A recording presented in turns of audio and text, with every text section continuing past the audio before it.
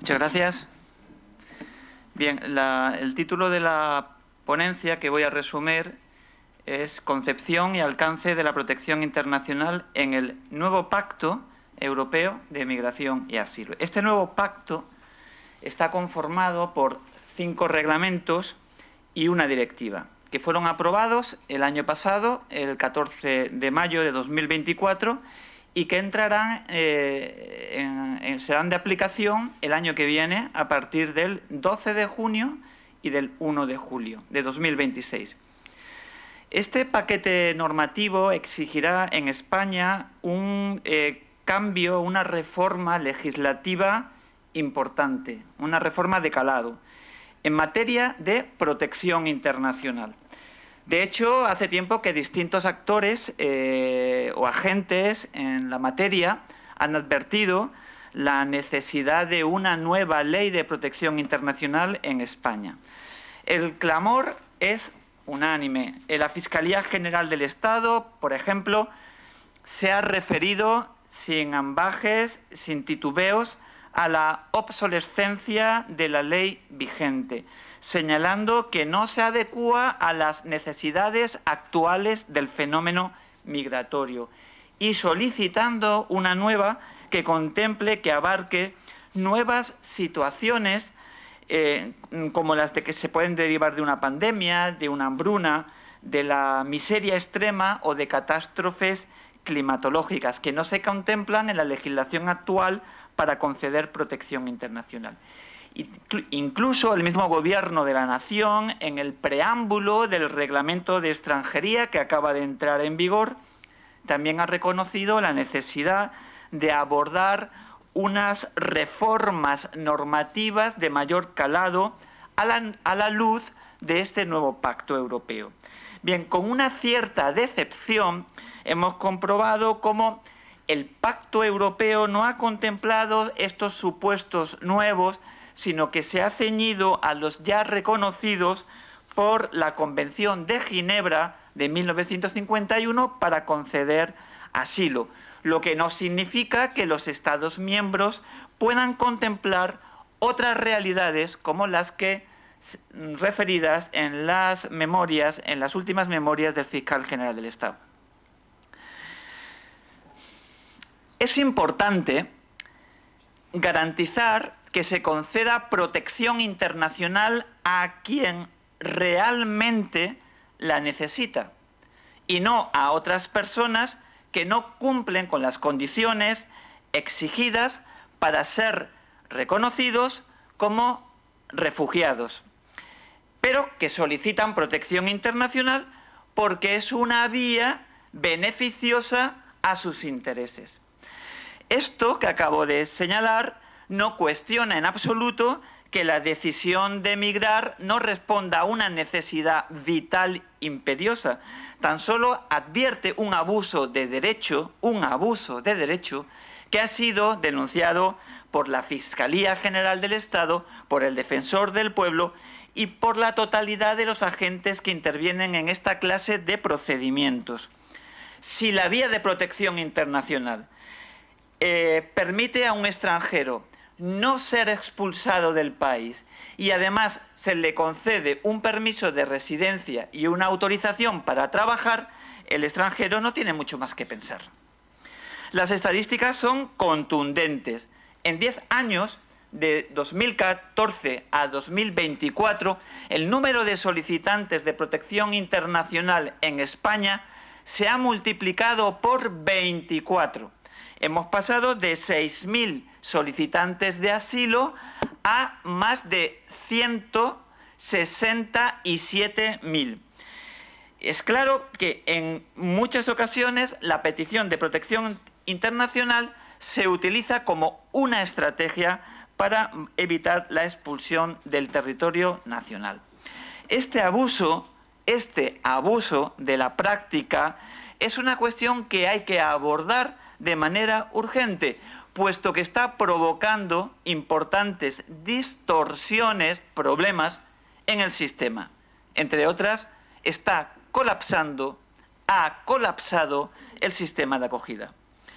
Este abuso es posible que también esté generando un cierto clima de rechazo hacia los solicitantes de protección internacional y, en definitiva, hacia los extranjeros. La extranjería, lamentablemente, genera una encendida disputa política, no solo en España, sobre cómo hay que gestionar el fenómeno migratorio. Algo que los académicos, al menos así lo pienso, tenemos que denunciar. Al margen de mitos y al margen de manipulaciones, la movilidad humana es un fenómeno que hay sencillamente que regular correctamente. No se puede estar a favor o en contra de la migración. El debate debe girar en torno a los procedimientos de acceso y en torno a los mecanismos de la integración social. Con los derechos humanos no se juega, como nos ha advertido el filósofo estadounidense John Rawls. A modo de una imagen cenital, podemos concluir que los solicitantes de protección internacional son, sobre todo, hombres, pero sin demasiadas diferencias con las mujeres. En cuanto a la edad, el grupo mayoritario tiene entre 18 y 34 años. Desde hace 3 o 4 años, la mayoría en España son latinoamericanos. Y el motivo por el que se solicita protección internacional fundamentalmente es por razón de ideología política, seguido de razones de género, de pertenencia a determinado grupo social, de nacionalidad y de orientación sexual. Uno de los temas, desde un punto de vista teórico, que a nosotros como constitucionalistas nos parece más importante, es el de reflexionar qué clase de derecho sea el asilo, si es que lo es. Y este planteamiento lo hago más allá de lo que dicen las constituciones y más allá de lo que digan los tratados internacionales. Es cierto que la previsión legal exige que todas las solicitudes de protección internacional sean objeto de un examen individualizado. Pero la práctica lo que nos demuestra es que la mayoría de las solicitudes se resuelven en función del lugar de procedencia. Si se trata de un venezolano, si se trata de un cubano, si se trata de un senegalés o si viene de Costa de Marfil. Es por ello que nos planteamos si más que ante un derecho, estamos más bien ante una garantía, que es distinto, vinculada al principio de no devolución, de lo que nos ha hablado brevemente esta mañana Raquel Cardoso, cuya finalidad, como es sabido, es preservar la vida, la integridad y la libertad de quien se siente en peligro en su país de procedencia, lo que se traduce en la obligación del Estado de dar auxilio a quien lo solicita cuando se verifica que el riesgo que está denunciando es real.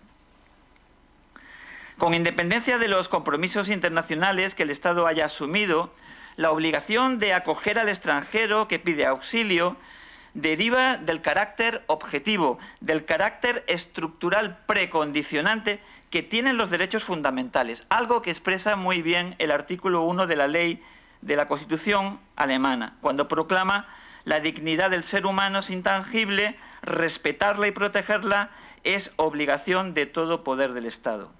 Si los derechos fundamentales derivan de la dignidad de la persona, no acoger a un solicitante de protección internacional cuando hay fundadas razones para ello es una decisión que atenta directamente contra ese principio. Un principio, el de la dignidad de las personas, cuya universalidad pues es una entelequia en la mayoría de los países que pueblan la tierra. Pues lo cierto es que ni la libertad ni la dignidad son beneficios que disfruten todos los seres humanos, sobre todo en escenarios, en zonas de guerra o de aniquilación. Se ha dicho, lo ha dicho mi compañero Miguel Revenga por escrito, que es tarea del constitucionalismo en la hora presente reactivar en toda su potencia el motor utópico que le impulsó a presentar como verdades evidentes los derechos del ser humano y a inscribir en sus señas de identidad el gran tríptico de ideales de la Revolución Francesa: libertad, igualdad y fraternidad. Cierro comillas. Uno de los retos que el constitucionalismo tiene, qué duda cabe que es el que generan las migraciones, y en particular la petición de auxilio de quienes se sienten en peligro en sus países de origen. Otro tema también de interés entiendo, para los constitucionalistas, es el de la protección subsidiaria, que, como es sabido, es una protección que complementa a la protección que concede el asilo. Bien, pues al respecto nos planteamos si está justificado que existan dos estatutos jurídicos diferentes, cuando en definitiva de conceder protección internacional se trata.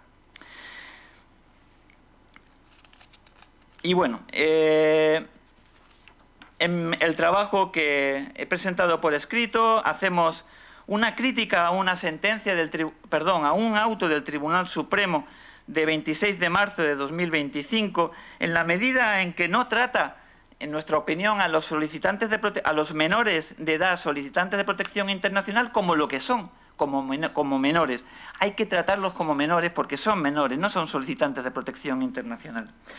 Y bueno, en el trabajo pues abordamos otras cuestiones igualmente interesantes, pero que preferimos omitir en este momento para no exceder el tiempo que se nos ha confiado.